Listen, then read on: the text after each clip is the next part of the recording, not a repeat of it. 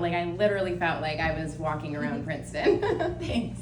Well, I guess I just thought about who I was when I was 18, like first stepping off the train onto this beautiful Gothic campus, and I just felt like someone who never really fit in a lot of different spaces, and I wanted to capture that feeling.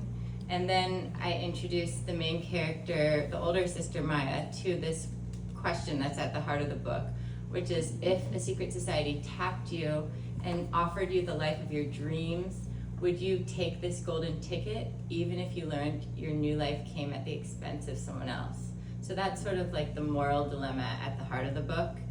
And that was the inspiration behind it. And I think I just brought it to life using details from my life and from, the campus itself.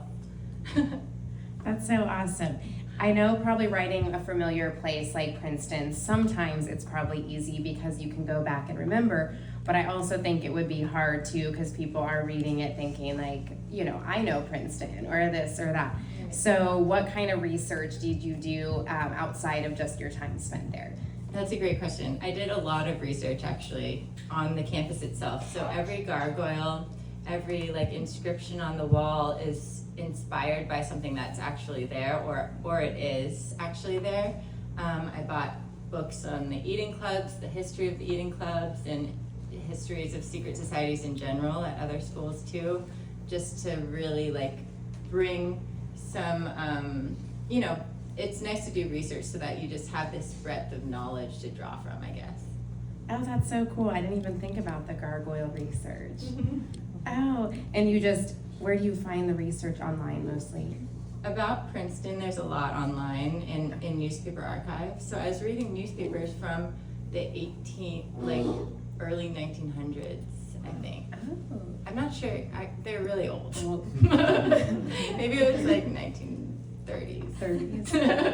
That's so cool. And so doing the research, how much time did the research take and then the writing process take?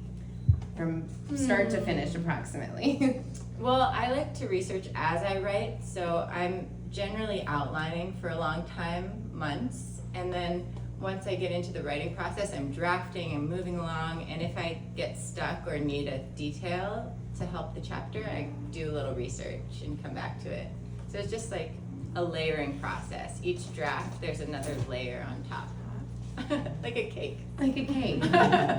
And you're very disciplined. I know that being your friend, and I love it about you. So how much time a day do you spend writing, or just what's your writing process in general? Do you consider it, I know you do, but like a job, and what do you do to make sure that you're focused and you're actually dedicating time to your writing? It depends, sort of. So I'm a freelance editor. That's what I do for work. And so it depends what phase I'm in of that work. So over the pandemic, when I was writing this book, I was working full time, so I mostly could only write on weekends. So I would have these marathon writing sprints for 7 hours on a Saturday and a Sunday. And it's pretty rough. But now that I took a few months off to focus on the launch of this book. So for book 2, I've been able to have a better schedule and wake up at a normal time, 8, and start writing, because the best work for me happens in the morning, so 8 till noon. And then in the afternoon, I'll usually send it to my Kindle and read it back and make notes, or I'll listen to an audiobook of someone else's book. Oh, that's a good segue. You can listen to other books while you're writing. I'm always curious if that gets involved at all.